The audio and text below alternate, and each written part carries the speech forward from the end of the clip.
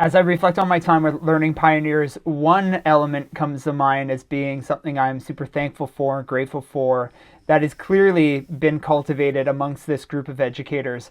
And that is how you have normalized talking about how we teach. You've created the conditions for teachers from around the world to connect seamlessly and intimately through kindness, through compassion, through joint understanding and commitment to best meeting the needs of our students, to talking openly about how we teach. And this is a delicate space to get into in education.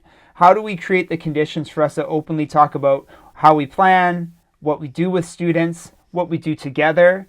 And it's more than talking about best practice. It's more than talking about bringing in voices from around the world to connect and collaborate. It's talking about how we spend time with one another and with our students. And this is incredibly difficult. It's a delicate space to get into, and it's incredibly difficult to achieve. If I think of the schools that I support around the world, there are certain ones that are further along in this work, further along in this conversation, and further along in this openness and this vulnerability. And from the moment I stepped into the Learning Pioneers setting, virtually, of course, I felt that. And it was a beautiful conversation. I'm just so thankful that you have cultivated the conditions for this openness, this vulnerability to occur. And I think some benefits that occur from this openness, some benefits that occur from talking about how we teach, is that we don't hold on to anything too dearly. There's an open-mindedness, there's a responsiveness, there's an openness to share that essentially gets us thinking, gets us inquiring into